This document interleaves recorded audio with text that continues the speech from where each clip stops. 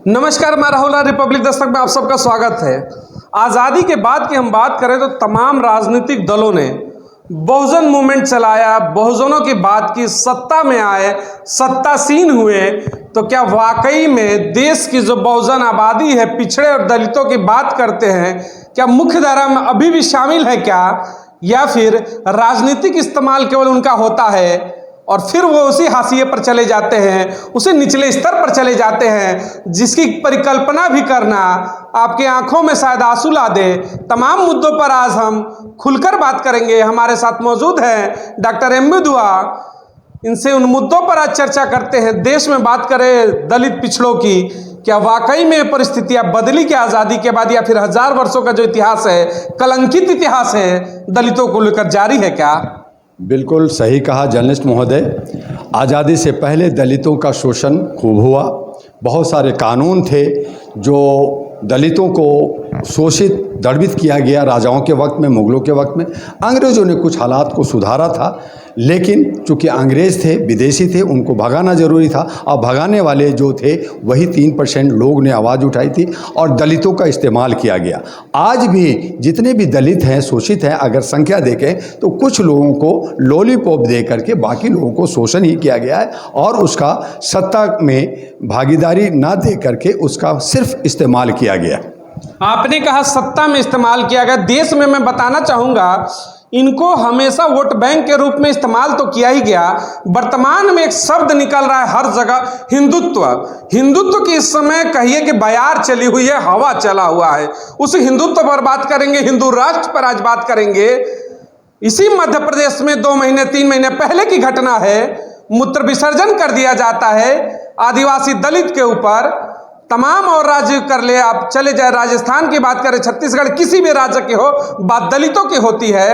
घड़े से पानी पीने पर पीटा जाता है। अभी भी परिस्थितियां क्यों हजार वर्ष पहले की हैं? बिल्कुल सही कहा। और यही वजह है कि ये सारे लोग जो मूत्र का विसर्जन या मूत्र जो है शरीर पे फेंकना, आदिवासियों के साथ रेप करना, उसको नंगा करना, और आदिवासी हमारे देश के राष्ट्रपति हैं और उनको जो है राष्ट्रपति भवन में उनकी शुद्धिकरण कर करके तिरुपति के पंडों से शुद्धि कर करके राष्ट्रपति में भेजा जाता है, यानी कि ब्राह्मण बना के भेजा जाता है। और वही हमारी राष्ट्रपति आदिवासी जब उड़ीसा की मंदिर में जाती तो उनको गर्भगृह में नहीं जाने दिया जाता है। और हमारे देश के प्रधानमंत्री जो है केदारनाथ मंदिर में जूता पहन करके मंदिर में जाते हैं। तो इस तरह के जो भेदभाव कर करके, जात पात और तोड़ कर करके ये दलित और शोषित को बांटने की ये जो राजनीति कर रहे हैं, ये बहुत ही निंदनीय है, बहुत ही गलत है। और अब बहुसंख्यक को जाग जाना होगा, तोड़ने की कोशिश है। आपने कहा कि ये जो कैसा चल रहा है, तो मैं आपको ये बता दूं कि पहले जो एक जात बना उसमें लोगों ने वर्ण बनाया किसने? स्वर्ण लोगों ने, जिसको हम ब्राह्मण बात करते हैं। उन्होंने जात में बांट दिया, अलग अलग काम लोगों ने किया। सच यही था कि जो काम करने वाले थे वो शुद्ध लोग थे, शुद्ध जिसको कहते हैं साफ सुथरे लोग, जो काम करते थे, जो टैक्स देते थे, खेती करते, मजदूरी करते थे, उनको दिग्भ्रम करके उसका शब्द को कर दिया शूद्र। हमने कहा ठीक है। अब इन्होंने देखा कि इन्होंने तो एक्सेप्ट कर लिया, अब मैं कैसे राज करूंगा? तो फारसी शब्द है, हिंदी का मतलब है गुलाम, उत्पीड़न, शोषण, दबे कुचले लोगों को, समाज को कहा जाता है हिंदू। तो उन्होंने कहा कि एक काम करते भाई, हिंदू राष्ट्र बना देते। भाई इनको तो समझ में आएगा नहीं, तो ये हिंदू राष्ट्र इसलिए जो 3% जो ब्राह्मण हैं, ब्राह्मणवाद लोग हैं, और उसमें जो क्षत्रिय बस जो हैं, जो 15% 14% है, वो लोग अपने राज्य को कायम करने के लिए हिंदू राष्ट्र बनाना चाहते हैं। हिंदू राष्ट्र बनाने के पीछे उनका मकसद क्या है कि हम इन सबको गुलाम बना करके रखेंगे और हमारा राजा जो होगा वो जो है स्वर्ण होगा। और राजा जो आज पार्लियामेंट में जो छड़ी रखा गया है वो सिंगोल रखा गया है, जिसका मतलब होता है राजदंड, उससे हम राज करेंगे। हम आपको बताना चाहते हैं कि हमारे बगल में हिंदू राष्ट्र था नेपाल में हिंदू राष्ट्र था, वहाँ से लोग बौखलाए थे, उस राष्ट्र को ख़त्म किया गया, वहाँ लोकतंत्र लाया गया। हमारे भारत के अंदर 1947 से लोकतंत्र चल रहा है, हमारा राजतंत्र है, जनता का हक है, फिर भी दलित शोषित को और बहुसंख्यक को राज। मैं आता हूँ एम.बी. मैं आता हूँ। बात यहाँ पर जब दलितों की उठी थी, तमाम वीडियो में वो लोग भी आएंगे जो धर्म विशेष, जात विशेष से आते होंगे। मैं खुल के कहूँगा ब्राह्मण वर्ग से आप ये वीडियो देख रहे होंगे, आप मुझे बताइएगा कि अपने जीवन काल में कितने दलितों के घर में आप गए, उनके यहाँ बैठा, सम्मान के साथ चाय पिया, खाना खिलाया, या फिर उनको अपने घरों में खिलाया।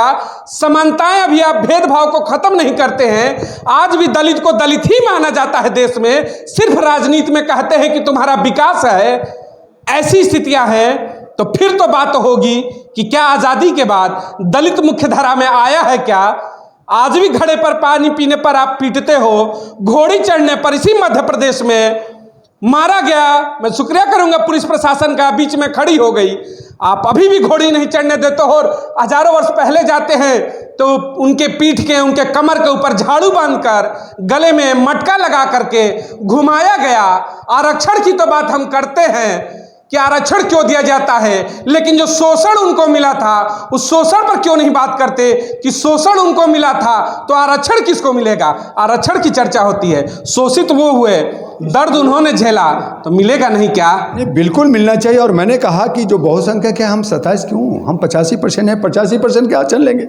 हमारा 85% का हक चाहिए। और ये जो तोड़ कर करके आज ओबीसी को 27% की बात करते हो, और आप जो है जो ऊपर से क्लीन कर करके आप उनको 4.1% का ही आरक्षण दिया, बाकी आपने जनरल को दे देते हैं कैटेगरी। ये सारा बेईमानी, सरासर बेईमानी। हमारे आप देखिए कि न्यायपालिका में हर जगह लोग जो है स्वर्ण लोग भरे पड़े हैं, पार्लियामेंट में स्वर्ण लोग भरे पड़े हैं, और इनको दबा करके और राजनीति करने के लिए, वोट लेने के लिए, सीट बचाने के लिए ये सारी हरकतें कर रहे हैं। और जब चुनाव होता है तो उस वक्त जाकर के दलितों के घर में 5 स्टार होटल का खाना ले जाते हैं गाड़ी में, और रख के कहते हैं मैं देखो दलितों का खाना खा रहा हूं। अरे वो खा रहे हैं 5 स्टार होटल का, खाली जमीन पे। बड़ा हास्यास्पद होता है। देखिएगा डॉक्टर साहब कि मतलब 70 सालों के इतिहास में देखें, तमाम बड़े बड़े लीडर दलितों घर में जाके खाना खाते हैं, खाना खाकर चले जाते हैं, लेकिन उनकी स्थिति जो है आर्थिक, वही है जो निचले स्तर पर थी। स्थितियां नहीं बदलती, तस की तस रह जाती है। अरे भाई, आप उनको जो है कुछ 10, 20, 50 हज़ार रुपये दे दो, कुछ जो है घर के लिए कुछ कर दो, ऐसे जो है उनको खाना दे दो। मैं आपको एक छोटा सा एग्जाम्पल दूं। मैं 10वीं क्लास में था, मैं जो है जमशेदपुर में, वहाँ पे जलेबिया मोड़ है, वहाँ से जंगल है, आदिवासी का गाँव में तो 2-2, 1-1, 2-2 घर होते हैं, बगल में बांग्लादेश लगता है। तो अब सारी गाड़ियाँ घूम, मैं पुलिस के ऑफिसर का मैं गेस्ट था, तो गाड़ियाँ भाग रही है बहुत सारा। हमने कहा क्या हो रहा? कह रहे जी एक आदिवासी का ना एक हंस चोरी हो गया और 5 किलो गेहूं चोरी हो गया।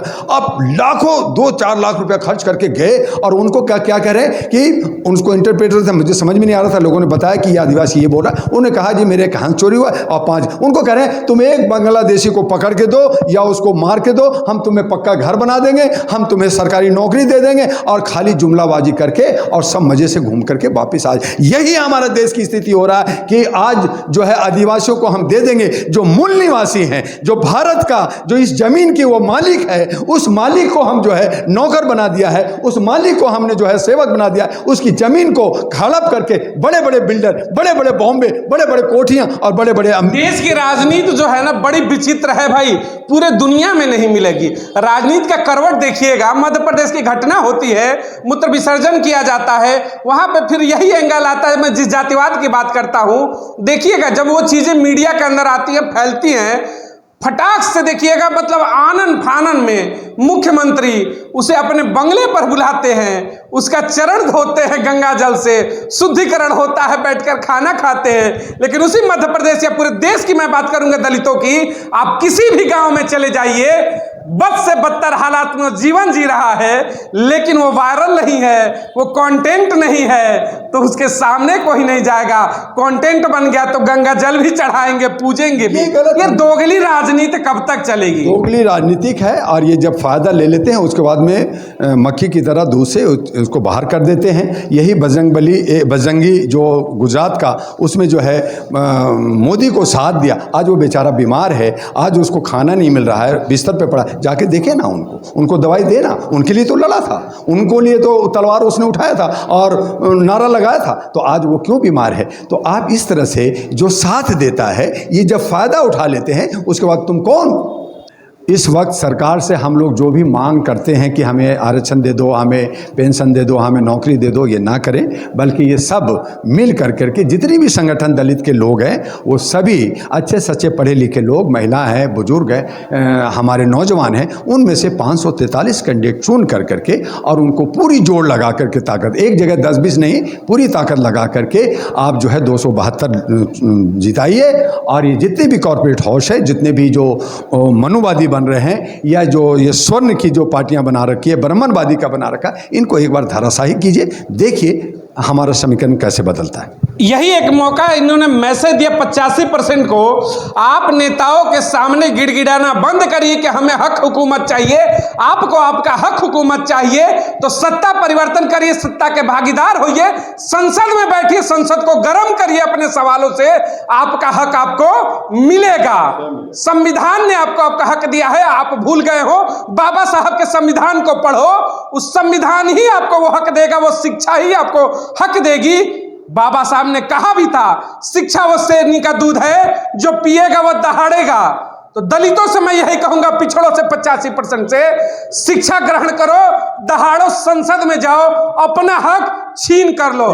जय हिंद। अपने विचार जरूर रखिएगा।